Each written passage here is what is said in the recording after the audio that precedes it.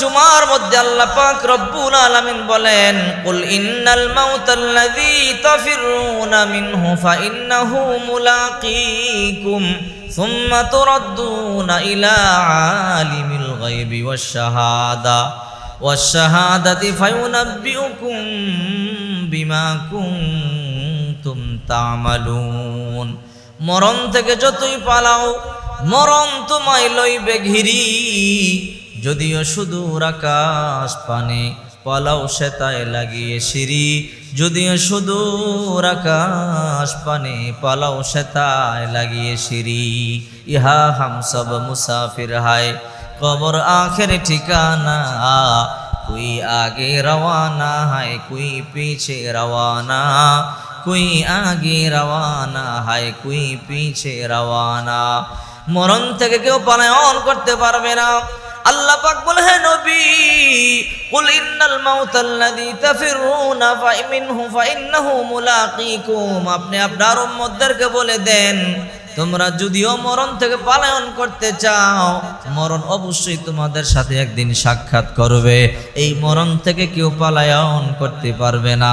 হযরত মূসা পয়গম্বর তিনি ছিলেন তাকলিম, আল্লাহর সাথে সরাসরি তুর পাহাড়ে গিয়ে কথা বলতেন। আল্লাহ তাআলার সাথে তুর পাহাড়ে গিয়ে ৩৩,০০০ বারেরও বেশি কথা বলেছেন।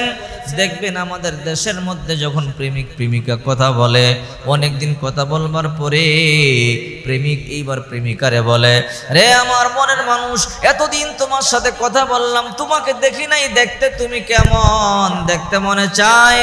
বললো, তাই নাকি, দেখতে চাও? বলে, হা। ঠিক মূসা পয়গম্বর আল্লাহকে বড় ভালোবাসে, বড় মোহাব্বত করে। হাজার হাজার বার আল্লাহর সাথে কথা বলবার পরে একদিন আল্লাহ তাআলাকে ডেকে বলে, ও মালিক, বহু বছর ধরে আমি আপনার সাথে কথা বলি, আপনি কেমন, আপনাকে আমার দেখতে একটু মনে চায়। ওগো আল্লাহ, আপনার রং কেমন, ঢং কেমন, একটু দেখতে মনে চায়। ক্বালা রাব্বি আরিনি আনজুর ইলাইক। মূসা পয়গম্বর বলে, আল্লাহ আমি আপনাকে দেখতে চাই। আল্লাহ তাআলা বলে, ক্বালা লান তারানি, তুমি আমাকে দেখতে পারবা না। বলে, আল্লাহ কেন? বলে, ওয়ালাকিন ইনজুর ইলাল জাবালি ফাইন ইসতাকাররা মাকানাহু ফাসাউফা তারানি। যদি আমার নূরটা ঢাল ঢেলে দেওয়ার পরে পাহাড়টা স্থির থাকে, তাহলে তুমি আমাকে দেখতে পারবা। যদি পাহাড় স্থির না থাকতে পারে, তাহলে তুমি আমাকে দেখতে পারবা না। মূসা পয়গম্বর নাসুর বান্দা বলে, রব্বি আরিনি আনজুর ইলাইক, আল্লাহ আমি আপনাকে দেখতে চাই। আল্লাহ পাক রব্বুল আলামিন বলে, মূসা তুমি আমাকে দেখতে পারবা না। আল্লাহ তাআলা বলে, মূসা আমাকে দেখতে পারবা না। মূসা পয়গম্বর বলে, আল্লাহ দেখতে চাই। আল্লাহ পাক রব্বুল আলামিন বলেন, ওয়ালাকিন ইনজুর ইলাল জাবালি ফাইন ইসতাকাররা মাকানাহু ফাসাউফা তারানি। আল্লাহ পাক বলে, মূসা আমার নূর যখন আমি ঢালিয়া দিব, পাহাড় পর্যন্ত চূর্ণ বিচূর্ণ হয়ে যাবে। পাহাড় যদি স্থির থাকতে পারে ও মূসা, তাহলে মনে রাখিও তুমি দেখতে পারবা। পাহাড় যদি চূর্ণ বিচূর্ণ হয়ে যায়, তুমি আমাকে দেখতে পারবা না।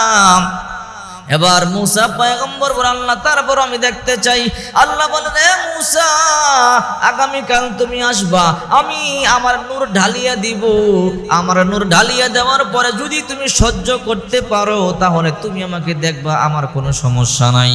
মূসা পয়গম্বর বড় খুশি, আগামীকাল আমি আল্লাহ পাক রব্বুল আলামিনকে দেখব। ওয়ালাকিন ইনজুর ইলাল জাবালি ফাইন ইসতাকাররা মাকানাহু ফাসাউফা তারানি। ফালাম্মা তাজাল্লা রাব্বুহু লিল জাবালি জাআলাহু দাক্কান ওয়া খাররা মূসা সাইকা। এরপরের দিন যখন মূসা পয়গম্বর আগমন করলেন, মূসা পয়গম্বর বলে, আল্লাহ আমি এখন তোমাকে দেখব। আল্লাহ তাআলা বলে, ও মূসা রেডি হও। ফালাম্মা তাজাল্লা রাব্বুহু লিল জাবালি জাআলাহু দাক্কা। আল্লাহ পাক রব্বুল আলামিন একটু নূরের তাজাল্লি সারিয়া দিছে। সারতে দেরি পাহাড় চূর্ণ বিচূর্ণ হয়ে গেছে, পাহাড় ফুরিয়া গেছে। ওখররা মূসা সাইকা, মূসা নবী অজ্ঞান হয়ে গেল। একদিন নয়, 2 দিন নয়, 40 দিন পর্যন্ত অজ্ঞান হইয়া পড়িয়াছিলেন।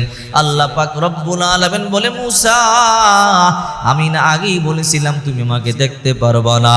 40 দিন পরে হুশ ফিরে পাইবার পরে বলে, আল্লাহ আমার বিশ্বাস হয়েছে আমি আপনাকে দেখতে পারবো না, আপনার একটু নূর সারিয়ে দেওয়ার কারণে পাহাড় পর্যন্ত চূর্ণ বিচূর্ণ হয়ে গেল, আপনার দয়ায় আপনি আমাকে হেফাজত করেছেন, নয়তো আমিও চূর্ণ বিচূর্ণ হয়ে যেতাম, আমার হাড্ডি গুড্ডি মাটির সাথে মিশিয়ে যাইতো। ওই মুসা পয়গম্বর পর্যন্ত একদিন মৃত্যুর স্বাদ আস্বাদন করেছে, আপনাকেও মরতে হবে, আমাকেও মরতে হবে। আল্লাহ পাক বলে, আজরাইল যাও মুসা নবীর জান কবজ করো। আজরাইল চলে আসলো মুসা পয়গম্বরের জান কবজ করবার জন্য। ও মুসা রেডি হন, আপনার জান কবজ করব। মুসা পয়গম্বর বলে, কি বলো? বলে, হা। ও আজরাইল, তুমি আমার জান কেমনে কবজ করবা? বলে, আমি আপনার বুক দিয়ে জান কবজ করব। বলে, না না, যেই বুকের মধ্যে আমার তাওরাত কিতাব, ওই বুক দিয়ে আমার জান কবজ করতে আমি দিব না। আপনার হাত দিয়ে জান কবজ করব না, না যে হাত দিয়ে আমি তাওরাত কিতাব পড়ি, আমার আল্লাহর প্রশংসা তাওরাতের মধ্যে ওই হাত দিয়ে আমি জান কবজ করতে দিব না।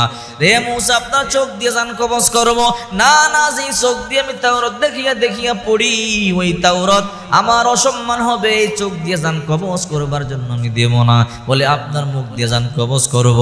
কি বলো? এত বড় সাহস! এই মুখ দিয়ে আমি আমার আল্লাহর সাথে কথা বলি, এই মুখ দিয়ে জান কবজ করবা? এক কথা দুই কথা, রাগান্বিত হয়ে গেল। মুসা নবী একটা থাপ্পড় দিছে, আজরাইলের চোখ বাইর হইয়া জমিনের মধ্যে পড়িয়া গেছে। আজরাইল চোখের পানি সারিয়া কান্নাকাটি করিয়া বলে, আল্লাহ আমার চোখ মুসা পয়গম্বর থাপ্পড় দিয়ে বাইর করিয়া দিছে। বলে, মুসা পয়গম্বরের সাথে বেশি কথা বলার কি দরকার ছিল? এত কথা কেন বলতে গেলি? বলে, আল্লাহ তুমি আমার চোখ ভালো করিয়া দাও। আল্লাহ পাক চোখ ভালো করিয়া দিল। আল্লাহ পাক বলে, রে আজরাইল মুসা নবীর কাছে যাও, মুসা পয়গম্বর রে গিয়া বলো, মুসা পয়গম্বর আপনি একটা গাভীর পিঠের মধ্যে হাত রাখেন। মুসা পয়গম্বর গাভীর পিঠের মধ্যে হাত রাখবার পরে মুসার হাতের মধ্যে যতগুলো পশম লাগবে হাতের তালুতে, এক একটা পশমের বদৌলতে আমি আল্লাহ চাইলে 1000 বছর করে হায়াত বাড়াইয়া দিব, তারপর মরতে হবে। আজরাইল এবার চলে আইসা লম্বা করিয়া সালাম দিয়ে বলো, ও মুসা পয়গম্বর আল্লাহ তাআলা বলেছে গাভীর পিঠের মধ্যে হাত রাখবার জন্য। কেন? যতগুলো পশম আপনার হাতের মধ্যে লাগবে হাতের তালুতে, ততটা পশমের বদৌলতে, এক একটা পশমের বদৌলতে 1000 বছর করিয়া হায়াত আল্লাহ তাআলা আপনাকে দিবে। মুসা পয়গম্বর বলে, এরপরে আমার কি হবে? এরপরে আবার আপনার জান কবজ করা হবে। মুসা পয়গম্বর বলেন, না, এরপরও যদি আমার মরণ হয় আমি দুনিয়াতে থাকতে চাই না, আমি রফিকে আলা আমার রবের কাছে আমি যেতে চাই, আমি আমার বন্ধুর কাছে চলে যেতে চাই। এবার চিন্তা করে দেখেন, মুসা নবী তাকলিম কালিমুল্লাহ আল্লাহর সাথে কথা বলে ওই মুসা পয়গম্বর পর্যন্ত দুনিয়া সারিয়া চলিয়া গেল। রহমাতুল লিল আলামিন বিশ্ব নবী মুহাম্মদুর রাসূলুল্লাহ সাল্লাল্লাহু আলাইহি ওয়াসাল্লাম পর্যন্ত চলিয়া গেল। মুসা পয়গম্বর তুর পাহাড়ে আল্লাহর সাথে কথা বলে, আল্লাহ তাআলা বলে, আল্লাহু লা ইলাহা ইল্লাহু আল হাইয়ুল কাইয়ুম লা তাখুযুহু সিনাতুন ওয়ালা নাওম, আমি সেই রব, আমি দ্বারক বাহক, আমি চিরঞ্জীব, আমি ঘুমাই না, আমি তন্দ্রাও যাই না। মুসা পয়গম্বর একদিন বলে, আল্লাহ আপনি কেমন রব? আপনি না ঘুমাইয়া কেমনে থাকেন গো আল্লাহ? ও আল্লাহ আপনার কি ঘুমে ধরে না? আল্লাহ বলে, মুসা ঘুম তো দূরের কথা, তন্দ্রা পর্যন্ত আমি যাই না, জিমানি পর্যন্ত আমার আসে না। মুসা নবী বলে, রব আমি জানতে চাই আপনি কেমনে এমনি থাকেন। আল্লাহ বলে, মুসা আগামীকাল তুমি একটা গ্লাস, কাঁচের গ্লাস ভর্তি পানি নিয়ে তুর পাহাড়ে হাজির হইবা, আমি নিজেই তোমার দেখাবো। বলল, ঠিক আছে প্রভু। পরের দিন মুসা পয়গম্বর একটা কাঁচের গ্লাস ভর্তি পানি নিয়ে তুর পর্বতে হাজির। আল্লাহ পাক রব্বুল আলামিন বলে, মুসা আনছো? বলে, হ্যাঁ আল্লাহ আনছি। রে মুসা হাতের তালুতে নিয়ে দাঁড়াইয়া থাকো। মুসা নবী হাতের তালুতে নিয়ে দাঁড়াইয়া রইল। কিছুক্ষণ পর মুসা পয়গম্বর চোখের মধ্যে ঘুম চলে এলো। মুসা পয়গম্বরের হাত থেকে গ্লাসটা পড়িয়া চূর্ণ বিচূর্ণ হয়ে গেল। মুসা পয়গম্বর বড় লজ্জিত হয়ে গেল। আল্লাহ তাআলা বলে, মুসা জবাব পাইছো? বলে, কি জবাব? রে মুসা বুঝতে পারো নাই? বলে, না। গ্লাস ভাঙলো কেন? বলে, আল্লাহ একটু ঘুমাইছিলাম, এই জন্য গ্লাসটা ভাঙিয়া গেছে। আল্লাহ তাআলা বলে মুসা এখানে তো জবাবটা দিয়ে দিলাম রে মুসা, আমি আল্লাহ যদি ঘুমাইয়া যাই পৃথিবীটা উলট পালট হয়ে যাবে, মানুষে মানুষে মারামারি করবে, পাহাড়ে পাহাড়ে বাইরে বাইরে লাগবে, এই পৃথিবীর মধ্যে আগুন ধরিয়া যাবে। এই জন্য আমি রব ঘুমাই না, আমি রব 24টা ঘন্টা সজাগ থাকি, ঘুম তো হয় না। আমি রবকে তন্দ্রা পর্যন্ত আমাকে গ্রাস করতে পারে না। রে মুসা, আমি যদি ঘুমাইয়া যাই রাত 3টা বাজে, দুনিয়ার সব হাসপাতাল বন্ধ, টেলিফোন বন্ধ, মানুষের দরজা বন্ধ, রাত 3টা বাজে সমুদ্রের মধ্যে বিপদে পড়িয়া গেলে আমার বান্দা বান্দিকে কে রক্ষা করবে রে মুসা? বিশাল বড় মরুভূমির মধ্যখানে আমার বান্দা বিপদে পড়িয়া গেলে আমার বান্দার রাস্তা কে দেখাইবে? এই জন্য আমি রব ঘুমাই না, আমি রব তন্দ্রা পর্যন্ত যাই না। মুসা পয়গম্বর আল্লাহর বড় প্রিয় একজন নবী, আল্লাহর সাথে সরাসরি কথা বলতো। মুসা পয়গম্বর যখন দুনিয়াতে আসবে, ফেরাউনকে তার গণকেরা সংবাদ দেয়, হ মুসা, হ ফেরাউন, এমন একজন মানুষ এই মিশরের মধ্যে জন্মগ্রহণ করবে, সে তোমাকে লাত্তি দিয়া সিংহাসন থেকে নামাইয়া সে সিংহাসনের মধ্যে বসবে। এই কথা বলবার পরে ফেরাউন বলে, যত নবজাতক সন্তান জন্ম নিবে পুরুষ সবাইকে জবাই করো, একজন নয়, দুইজন নয়, তাফসীরের মধ্যে আসছে 80,000 নবজাতক শিশু সন্তানকে জবাই করা হলো। এরপর মুসা পয়গম্বরকে আল্লাহ পাক দুনিয়ার মধ্যে দিয়া দিল। মুসা নবী যখন দুনিয়াতে আসলো, মুসা নবীর মা চোখের পানিগুলো সারিয়া সারিয়া কান্না করে, আল্লাহ আমার সন্তান জন্ম নিল, ফেরাউনের পুলিশ যদি আমার ঘরে এসে চেক করি আমার সন্তানকে পায়, আমার সন্তানকে জবাই করে ফেলবে, নীল দরিয়ার মধ্যে বাসাইয়ে দিবে। মুসা নবীর মা চোখের পানিগুলো সারিয়া সারিয়া কান্দে। আল্লাহ বলে, রে মুসার মা, তুমি টেনশন করবা না, চিন্তা করবা না। আল্লাহ পাক রব্বুল আলামিন জিবরাইলকে পাঠাইয়া দিল। জিবরাইল মুসা নবীর মায়ের বাড়ির সামনে দিয়ে হাঁটিয়া যায় আর বলে, তোমাদের কারো বক্স লাগবে নাকি? তোমাদের কারো বক্স লাগবে নাকি? মুসা পয়গম্বরকে আল্লাহ তাআলা মুসার মাকে বলে, হে মুসার মা, তুমি টেনশন করবা না, তোমার সন্তানকে একটা বক্সের মধ্যে ভরিয়া নীল দুনিয়ার মধ্যে সারিয়া দাও, আমি রব আবার তোমার সন্তানকে তোমার কোলে একদিন ফিরাইয়া দিব। মুসা নবীর মা চিন্তা করে, কেমনে আমি বক্স বানাবো? হঠাৎ করে এক লোক সামনে দিয়ে, বাড়ির সামনে দিয়ে হাঁটিয়া যায় আর বলে, তোমরা কারা গো? তোমাদের কোনো বক্স লাগবে নাকি? আজকে ফ্রি বক্স বানাইয়া দিব, আমি কাঠ মিস্ত্রি, কাঠের কাজ ভালো করিয়া জানি। মুসা নবীর মা বলে, ভাই তুমি আসো, আমার একটা বক্স বানাইয়া দাও। বলে, বক্স দিয়ে কি করবা?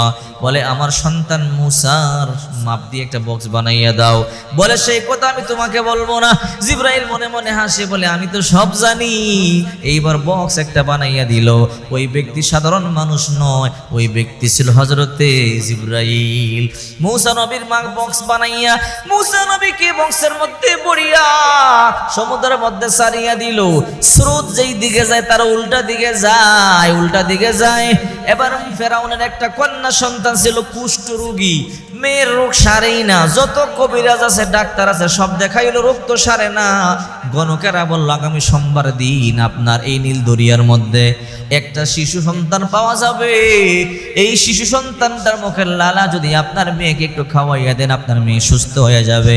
ফেরাউন আসিয়াকে নিয়ে সোমবার দিন ঘাটের মধ্যে এসে অপেক্ষা করে, দেখি তো নীল দরিয়ার মধ্যে কোনো বক্স দেখা যায় নাকি। হঠাৎ করে তাকাইয়া দেখি একটা বক্স উজান দিকে চলে আসতেছে।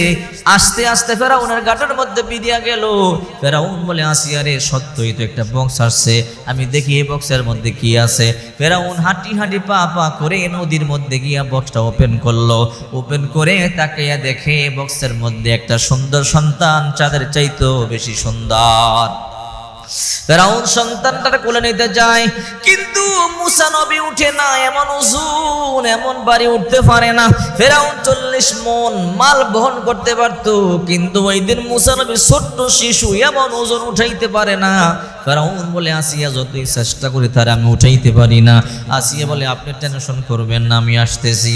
আসিয়া যখন আস্তে আস্তে সামনে চলে গেল, হাত দিল, বিসমিল্লাহ বলে হাত দিতে দেরি ফেরাউন লাফ দিয়ে আসিয়ার কোলে চলে, মুসা আসিয়ার কোলে চলে আসছে।